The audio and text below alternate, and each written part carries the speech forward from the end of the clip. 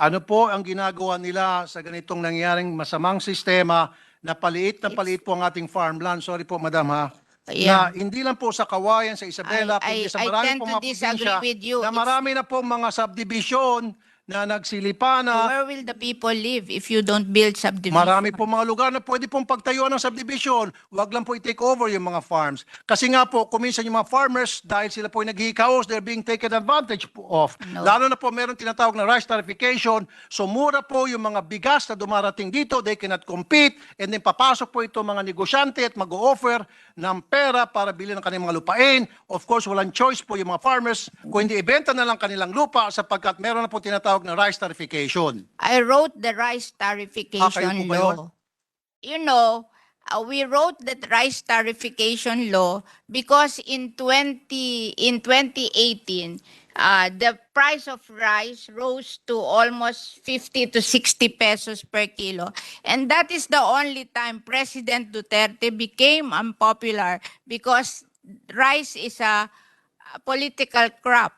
When nagmamahal ang rice, nagiging unpopular ang president. And the World Bank, we signed that WTO agreement in 1995, and they gave us 25 years to be competitive, but we failed to be competitive after 25 years. And if we don't open or liberalize the importation of rice, they will bring down our credit rating. And we have plenty of loans abroad, and we have to pay higher interest for those loans, so it will be a loss to the Philippine government. So what I did when they asked me to write the rice tarification law, I gave all the money from the collection of rice tariff to the small farmers. 10 billion for the Rice Competitiveness Enhancement Fund, 5 billion for mechanization, 3 billion for seeds, 1 billion for loans, 1 billion for training.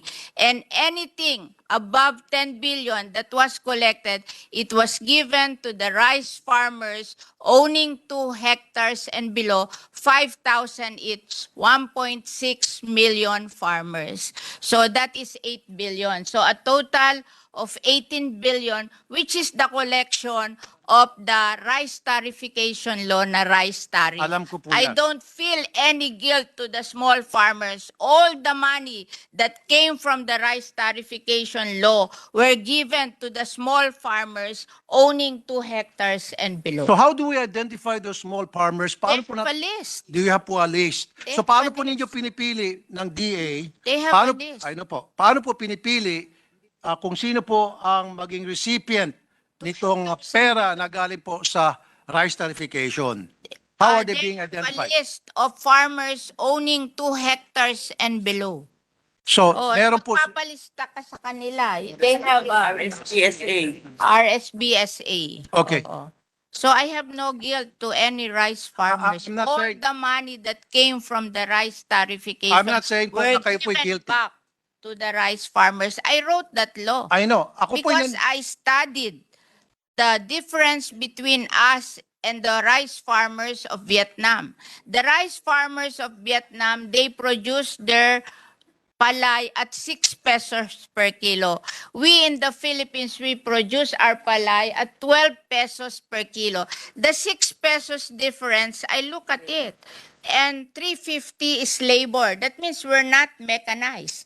And 250 is the productivity of the seed. So there's something wrong with our seed. So when I wrote that Rice Competitiveness Enhancement Fund, I gave 5 billion to mechanization and 3 billion to seed distribution, and also to train them to do the same seeds with their own farm.